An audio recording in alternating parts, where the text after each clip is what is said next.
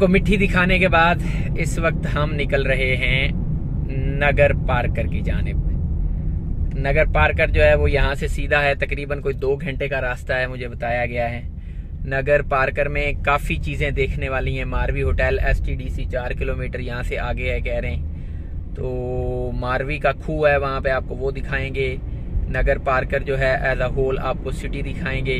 वहाँ पे कारूझर माउंटेन है वो दिखाएंगे, और भी जो कोई चीज़ें देखने वाली है वो दिखाएंगे। यहाँ पे रास्ते में पहले इस्लाम कोर्ट आएगा और इस्लाम कोर्ट से आगे फिर जो है वो नगर पार्कर आएगा। सो यहाँ से निकलते हैं और अगले 2 घंटे हमने इस रोड पे चलना है। ये भी वही थर कोल वाली रोड है, इसलिए इसकी क्वालिटी अच्छी है। जहाँ रास्ते में और बहुत सारे पॉइंट्स आते हैं, उनमें से एक ये पॉइंट भी आता है कि जहाँ से कोयला निकाला जा रहा है, एक्चुअली वो पॉइंट भी इसी के ऊपर है। तो उसका यहाँ पे आ रहा है जी कोल फील्ड 67 किलोमीटर।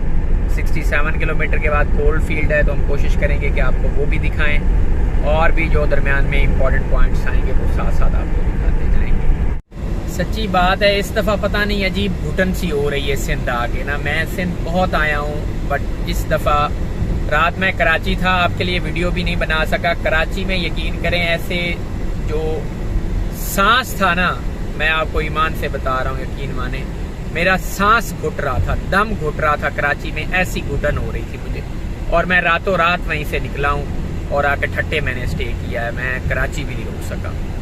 तो यहाँ पे भी आया हूँ ना, तो मिट्टी से मेरा शदीद दिल था कि मैं वापस चला जाऊँ। फिर मैंने कहा यार मैं 4 साल बाद आया हूँ और मैंने एक सीरीज़ शुरू कर रखी है। व्यूअर्स जो हैं वो कहेंगे कि यार दरमियान में छोड़ के आ गया, कश्मीर वाले भी दरमियान में छोड़ के आ गया था और ये भी, तो इसलिए मैं अब निकला हूँ। लेकिन मैं अब सिर्फ आपको नगर पार्कर दिखाऊंगा, और रात में फिर जितना मैं ट्रैवल कर सका मैं उमरकोट चला जाऊँगा, या फिर उमरकोट से हो हवा के मैं आपको रात हो सकता है मीरपुर खास चला जाऊँ। तो ये मेरा आज का शेड्यूल है, मतलब शाम मुझे हो जाएगी नगर पार्कर में। तो देखते हैं कहाँ तक जा सकता हूँ। मेरा इस दफ़ा जो दिल है ना वो काफ़ी उचाट हुआ है, पता नहीं क्या। पे आपको इस तरह की गायों के जो झुंड हैं वो अक्सर मिल सकते हैं, और ये वापस जब चर के जा रही होती हैं, एक तो इनके सींग बहुत लंबे लंबे होते हैं, दूसरा ये चलती भी एंड रोड के ऊपर हैं। तो आपने कोशिश करनी है जब ये सामने आए तो आप ज़रा सा अपनी गाड़ी को जो है ना वो अपने ब्रेक की लिमिट में कर लें। दूसरा, इस तरह के जो ये हैवी व्हीकल्स हैं, ये आगे थर कोल फील्ड के ऊपर जो है गैसोलीन, जो पेट्रोल है, जो डीजल है, वो उतार के आ रहे होते हैं। तो वहाँ पे भी आपको कोशिश करनी है कि जो इस तरह का मोड़ आ जाए जहाँ से आपका आगे VN क्लियर नहीं है, तो वहाँ से आप अपनी गाड़ी को कंट्रोल रखें। होता क्या है कि मोस्टली ये जो रोड होती है ये बिल्कुल सीधी होती है, जैसे ये नज़र आ रही है आपको आगे, बिल्कुल सीधी है, स्ट्रेट।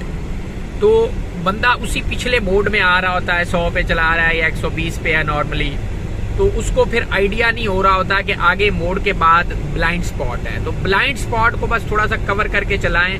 उसके अलावा आगे पीछे आप लगाना चाहते हैं रेस तो लगा लें, बट कोशिश करें कि मैंने पीछे एक बकरी मरी हुई देखी है ना, तो होता क्या, लोग स्पीड मारते हैं, इधर उधर जानवर लोगों के चल रहे हैं, वो रोड पे आ जाते हैं, तो किसी को हिट हुआ और वो बकरी बेचारी रोड के ऊपर ही मरी पड़ी थी। अब जाहिर जानवर है, जीरू है, उसका नुकसान तो हुआ ही हुआ, जो उसका मालिक था उसका भी नुकसान हो गया।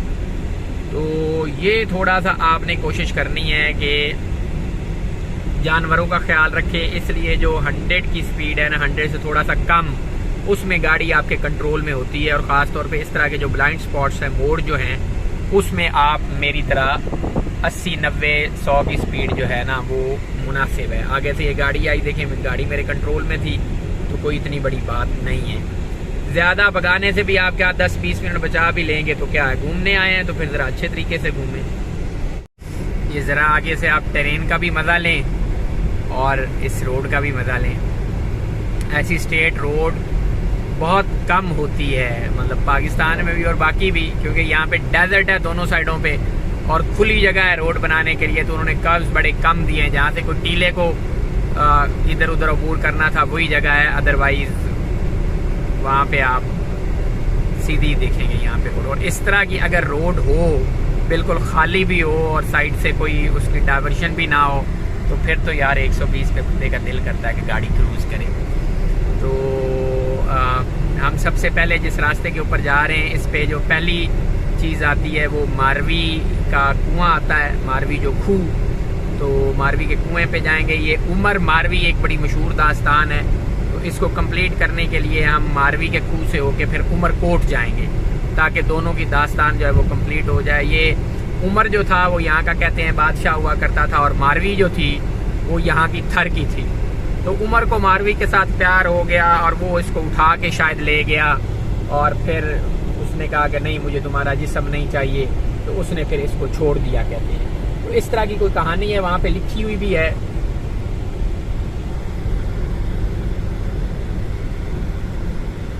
इस तरह की कोई कहानी है, वो वहाँ पे लिखी हुई है, जाके पढ़ेंगे और बताएंगे, फिर आपको भी सुनाएंगे कि क्या हुआ था। ये देखें, ये फिर एक रेवड़ आ गया और दो जो उनके छोटे बछड़े हैं वो बिल्कुल साइड पे रोड के होके चल रहे हैं, मतलब उन्होंने रोड को बिल्कुल कवर किया हुआ है। तो कोशिश करें कि आप अपने आप को भी बचाएं और जानवरों को भी बचाएं, और ज़ाहिर है उनके मालिकों का भी नुकसान ना हो। ये आ गया है जी इस्लामकोट के हम पास पहुंच गए हैं। यहाँ से कोल फील्ड लिखा आ रहा है 35, वीरवा 71 और नगर पार्कर 90। मतलब नगर पार्कर जो है वो 1 घंटे का समझें आप तकरीबन यहाँ से रास्ता है। मीरपुर खास लेफ़्ट साइड पे है, छाछरो भी लेफ़्ट साइड पे है और उमरकोट भी लेफ़्ट साइड पे है। तो we are carrying on towards Nagar Parker.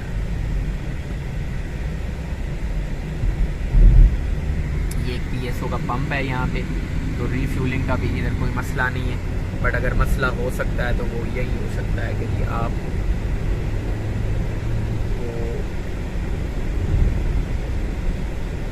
Network जो है वो टीलों में नहीं आएगा। शहरी जो इलाके हैं वहाँ पे आपको सेलुलर कवरेज आएगी। ये देखें जी, गायों का फिर एक रेवड़ जो है उसने क्रॉस किया है और हम पहुँच गए हैं इस्लाम नगर शहर। ये इस्लाम नगर है। In 500 meters, turn right onto Ilamcock bypass. आगे से बाईपास है कहता है, उसके ऊपर आप बाईपास पे हट जाएं। तो आगे से हम बाईपास लेंगे। ये आ गया जी पॉइंट, यहाँ से कहते हैं bypass. In 150 meters, turn right onto Ilamcock bypass. ठीक है जी, ये देखें लिखा हुआ Nagar Parkar 88। Take the next right onto Islamcock bypass. Thar coalfield 31 और इस्लामकोट शहर जो है वो सीधा। हम यहाँ से राइट लेके बाईपास कर रहे हैं इस्लामकोट को, और बाहर से जो है वो हम थर कोलफील्ड वाली साइड पे निकलेंगे।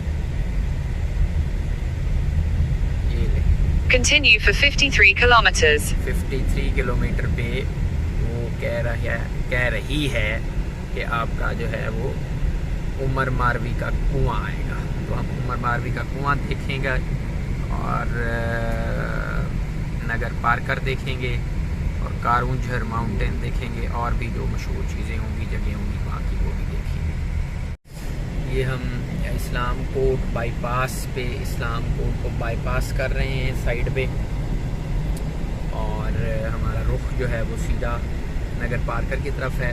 ये इधर सारा जो शहर है आपको नज़र आ रहा, ये इस्लामकोट है, राइट। ये सारे GPS signal lost. ये देखें, ये गायों का एक और रेवड़ आ गया। तो यहाँ पे दी मॉडर्न हॉस्पिटल इस्लामकोट एक लिखा हुआ है, इस साइड पे मॉडर्न हॉस्पिटल है कोई।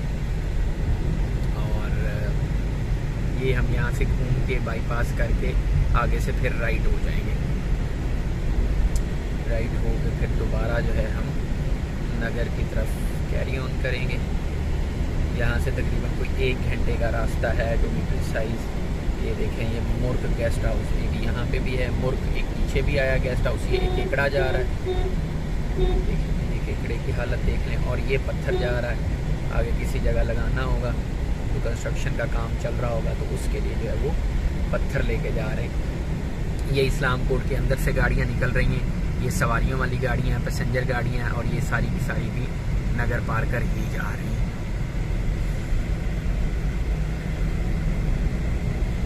पुलिस स्टेशन इस्लामकोट ऊपर जाके, और इसी तरह का ही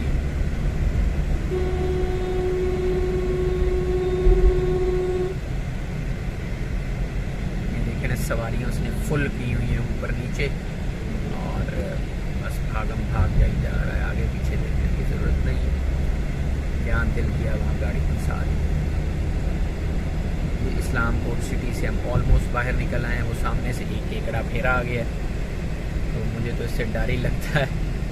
अपनी मुय्यना मुद्दत जो है ये पूरी कर चुका है, बट यहाँ पे धड़ाधड़ चली जा रहा है, क्योंकि शायद डेजर्ट में चलता भी है ये। यहाँ पे साइनेज लगी है, Thar coal power plant block 1 0.5 kilometre, Marvi जो खूह Marvi well 36 kilometre, Dano Dhandal 42 kilometre, Virawah 56 kilometre और नगर पारकर 76 किलोमीटर।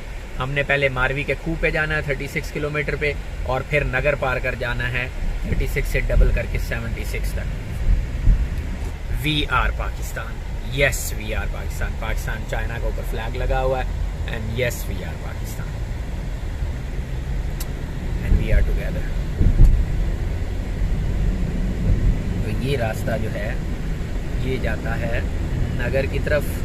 नगर पार कर यहाँ से 76 है, ऑलमोस्ट 1 आवर्स ड्राइव और 45 मिनट्स।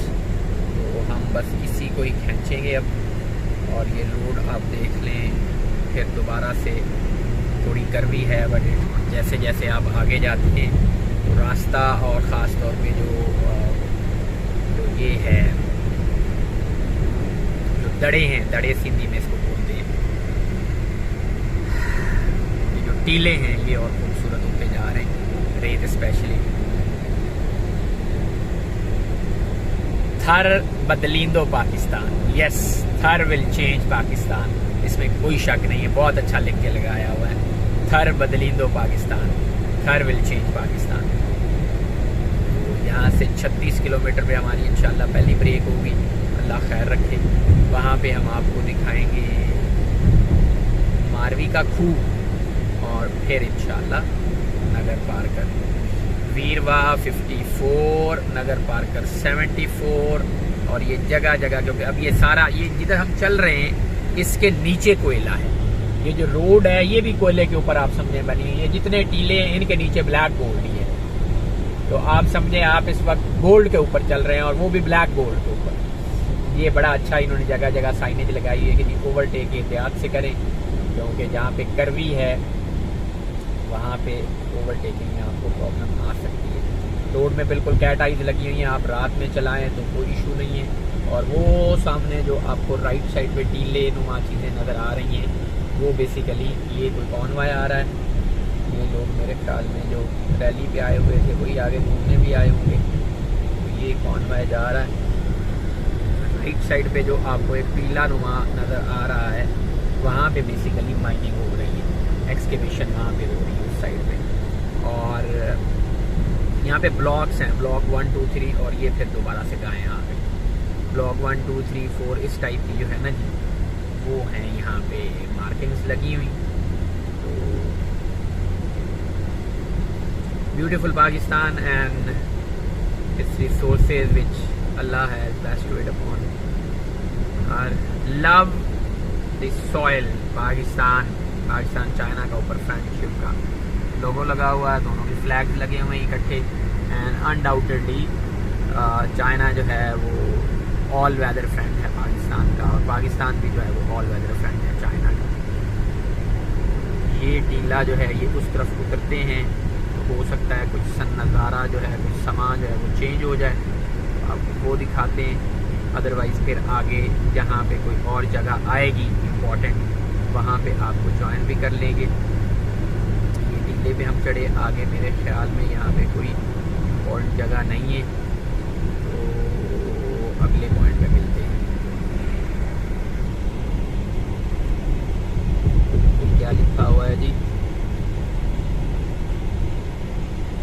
थर ऐं थरियन जी खुशहाली की ज़मानत, थर जो कोयलो, बेशक थर और थर के जो वासी हैं उनकी खुशहाली की जो ज़मानत है वो थर का कोयला है, इसमें कोई शक नहीं है, ये बात सही है। और ये कोयला ही है जिसके ऊपर हम इस वक्त चल रहे हैं। वो आगे एक फिर दोबारा साइनेज उन्होंने लगाई हुई है। आगे यहाँ पे ब्लॉक 2 होगा या 3 होगा तो उसकी तरफ की साइनेज है। और साइनेज का एक बंदे ने कमेंट किया था कि ये साइनेज क्या वर्ड है। ये देखें, वो जो आपको आगे टीले नज़र आ रहे हैं ना, यहाँ से कोल निकाला जा रहा है। ओपन पिट माइनिंग इसको बोलते हैं। ये ओपन डिगिंग होती है, ये अंदर से खोद के बाहर फेंकना होता है और फिर नीचे से जो कोयला निकलता है उसको लेके जाना होता है, तो इसको ओपन पिट माइनिंग बोलते हैं। ओपन पिट माइनिंग यहाँ पे चल रही है। ये यहाँ पे साइनेज, साइन के बाद साइनेज एक वर्ड है जी, मैंने सुन रखा है, पढ़ा मैंने नहीं है, अगर गलत है तो बता दें। एक बंदे ने पहले भी इतराज किया है। ढाणो, ढांडल, पंट्री, मारवी जो खूह नटरी है, वीरवा 49 है, नगर पार्कर 69। तो यहाँ से लेफ्ट आप हो जाएं। ये राइट जो है ये कोल माइन को जा रही है, ठीक है, इधर आप नहीं जा सकते। और ये जो रास्ता है ये सीधा जाता है नगर पार्कर को। और यहाँ से आगे फिर जो रोड है वो आपके सामने है, उसकी हालत भी बदल गई है। अब पुरानी वाली रोड आ गई है तो it might take more time. ये थोड़ा सा झटका है क्योंकि उतनी अच्छी रोड के बाद फिर आगे बॉर्डर एरिया की रोड है, तो नॉट दैट बैड। बट वो पिछली एस्फाल्ट थी, है ये भी एस्फाल्ट, बट इसकी जो चौड़ाई है वो थोड़ी कम हो गई है। बट मेरे ख्याल में ये यहीं तक थी। आगे फिर ये देखें फिर ओपन रोड आ गई। यस, वो दरमियान वाला पैच पता नहीं, मुझे नहीं समझ आई उन्होंने क्यों छोड़ दिया। आगे से रोड फिर दोबारा से यस है, ओके है।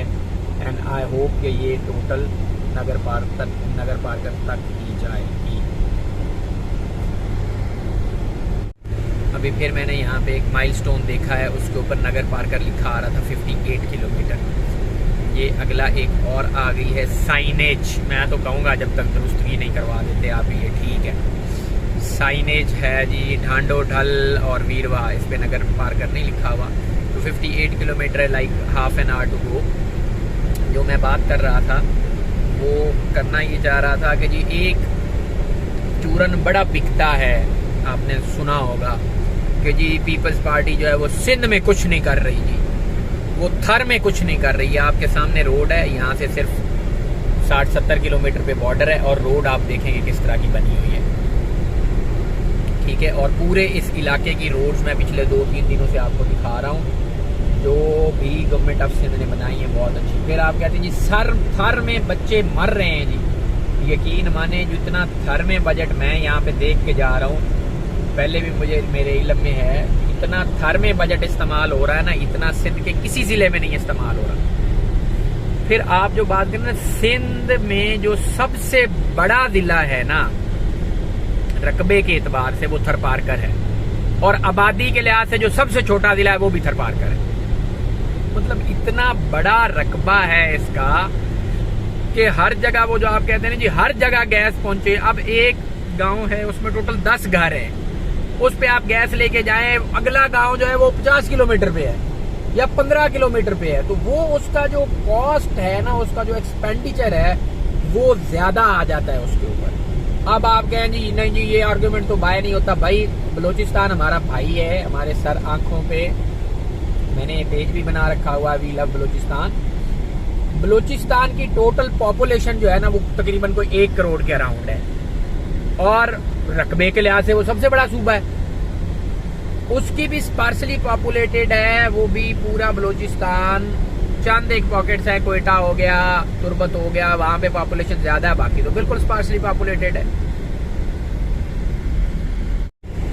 तो भाइयों, जहाँ पे पॉपुलेशन दूर दूर हो और कम हो, वहां पे सर्विस देने का जो एक्सपेंडिचर है वो बहुत बढ़ जाता है।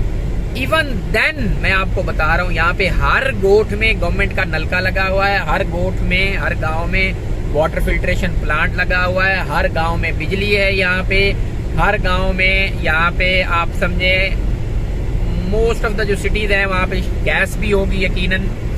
तो यहाँ के लोग खुश हैं, यहाँ के लोग उस तरह से कंप्लेंट नहीं करते जो हम रोजाना सुनते हैं मीडिया के ऊपर दिन रात, जी थर में बच्चे मर गए, जी थर में बच्चे मर गए।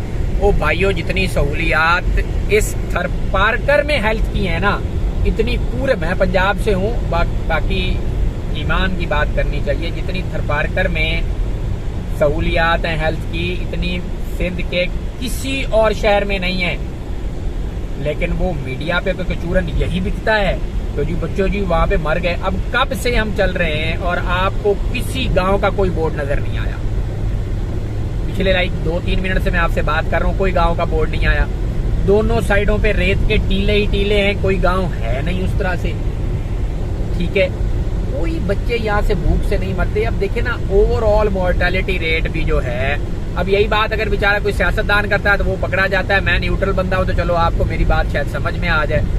भाई इन्फेंट मोर्टेलिटी रेट ओवरऑल भी दुनिया में 2-3% है। तो वो बच्चे बेसिकली जिनकी डेथ हो रही होती है, उनकी किसी और रीजन की वजह से होती है, कोई बीमारी होती है, कोई इससे ज्यादा तो शायद पंजाब में बच्चे मर जाते हूँ या सिंध में बाकी जगहों पे मर जाते हूँ। ये कुदरत का एक निजाम है। वो बात नहीं है कि वो कोई डुकार से मर गए, कोई कहत साली से मर गए, नहीं, वो किसी और बीमारी से मरे होते हैं, भूख से नहीं मरे होते। बट मीडिया को क्योंकि मसाला लगा के बेचना है और ये जगह इतनी रिमोट है, आगे किसी ने वेरीफाई तो करना नहीं है। जैसे ये खड़ी होके इधर ही वेरीफाई करी जा रही है, कोई इनको मसला नहीं है कि भाई हम रोड पे खड़े हैं, ट्रैफिक चल रही है, साइड पे हो जाए ना। तो इधर आके अब कौन वेरीफाई करेगा?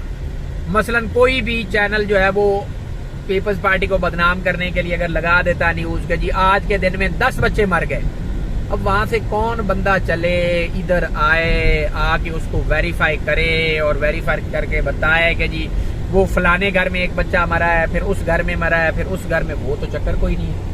तो अब कोई आगे से अगर पीपल्स पार्टी का कोई बंदा या गवर्नमेंट ऑफ सिंध उसको डिफेंड करने की कोशिश करती है तो सवाल दर सवाल ऐसे किए जाते हैं कि बंदा कहता है यार, और थोड़ा सा अगर आगे से कोई बात कर दे कि यार ये तो नॉर्मल है, इन्फेंट मोर्टेलिटी हर जगह पे, वो देखे कहते हैं जी उनको तो फर्क ही नहीं पड़ता, वो कहते हैं तो नॉर्मल बात है। तो भाई उनका चूरन बिकता है, वो बेची जा रहे हैं। थरपारकर में ऐसी कोई बात नहीं है, यहाँ पे सुकून है, अमन है, शांति है, हर एक चीज मुयस्सर है। बस आपसे यही कहना था। वंस अगेन जी रोड जो है वो बिल्कुल ठीक हो गई है, थोड़ी सी पैची हो गई है वैसे टू बी प्रिसाइज, कहीं ठीक आ जाता है पैच और कहीं फिर दोबारा से जो है वो ख़राब हो जाता है। तो मेरे ख्याल में अब ये इसी तरह से ही चलेगा टिल नगर पारकर। यहाँ से पहले हम इसको विज़िट कर लें।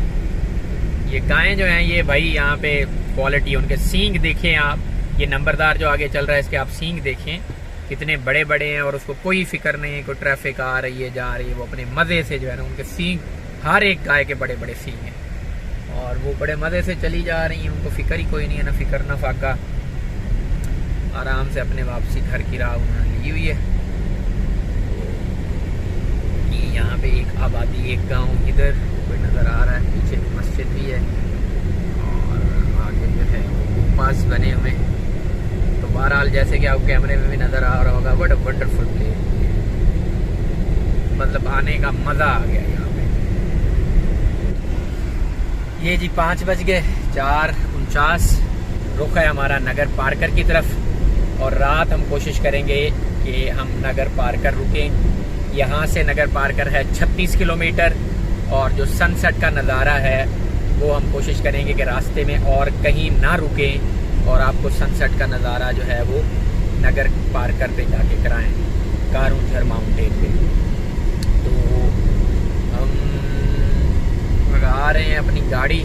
रास्ते का मैंने पता किया यहाँ से जी, वो कहते हैं कि जी वारोवा जो है वहाँ तक कभी रास्ता ठीक है कभी ख़राब है, और वारोवा से आगे जो, जैसे ये देखें ना अभी फिर ख़राब आ गया, और वारोवा से आगे नगर पारकर तक फिर रास्ता जो है वो ठीक है। तो 36 किलोमीटर से हम अंदाज़ा लगा सकते हैं कि हाफ अगर कर लें तो 18 किलोमीटर का जो रास्ता है वो तकरीबन इस तरह का होगा, और फिर उससे आगे जो 18 किलोमीटर वाला है वो कहते हैं फिट है रास्ता। ये भी यहाँ से भी जो पैचेज़ हैं वो ठीक होते जा रहे हैं और कभी ख़राब हो जाते हैं और कभी ठीक हो जाते हैं। तो अगर हम नगर ना रुके आज तो फिर हम रात को उमरकोट चले जाएंगे, क्योंकि मारवी को हमने उसके खूह को देख लिया है और उसके बाद उसको उमर से भी मिलाना है, तो हम कोशिश करेंगे। अगर हम नगर में ना रुके तो फिर हमारी कोशिश होगी कि रात हम जाके उमरकोट में रुके। उमरकोट जो है वो यहाँ से तकरीबन आप समझ लें कोई 150 किलोमीटर होगा इस जगह से, जिस जगह पे मैं अभी हूँ।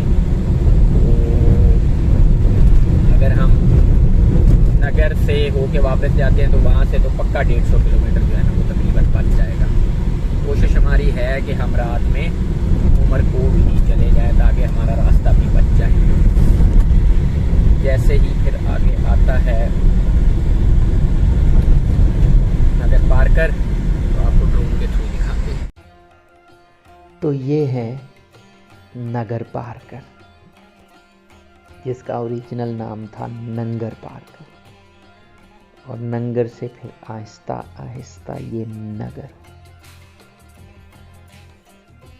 सच्ची बात है, मैंने आपको पहले बताया था कि मेरा पक्का प्रोग्राम था मैं मिट्टी से वापस चला गया, बट फिर आप लोगों को दिखाने के लिए मुझे ऑलमोस्ट 150 किलोमीटर का ट्रैवल करना पड़ा नंगर पार्कर के लिए।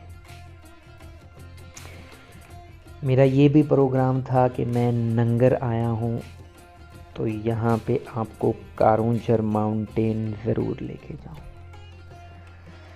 लेकिन रास्ते में मैंने एक कहानी देखी, मारवी का खून, और उस कहानी का दूसरा किरदार था उमरकोट में सिंध का उस वक्त का राजा उमर। अब मुझे इन दोनों किरदारों को मिलाना था, इसलिए मुझे वापस जाना था उमरकोट। मेरे चैनल पे पाकिस्तान इंडिया के बॉर्डर व्लॉग्स आप देखते रहते हैं। इस शहर से इंडिया का बॉर्डर मैक्सिमम 15 किलोमीटर दूर है। मेरी ये भी ख्वाहिश थी कि मैं आपको यहाँ का बॉर्डर भी दिखाता, जो कि रण ऑफ कच्छ से मिलता है, बट मेरे पास इतना टाइम नहीं था। शाम के साए पहले ही बहुत गहरे हो चुके थे, तो मुझे यहाँ से ऑल द वे वापस जाना था इस्लाम कोट, और इस्लाम कोट से फिर जाना था उमरकोट, और ये सारा रास्ता कोई तकरीबन 2 से 2.5 घंटे का था। इसीलिए मैंने यहाँ से निकलने में जल्दी की। अगर ज़िंदगी ने वफा की तो इंशाअल्लाह आपको नेक्स्ट ट्रिप में जब नंगर पार्कर लेके आऊँगा तो आपको कारूंझर माउंटेन भी दिखाऊंगा और पाकिस्तान इंडिया का बॉर्डर भी।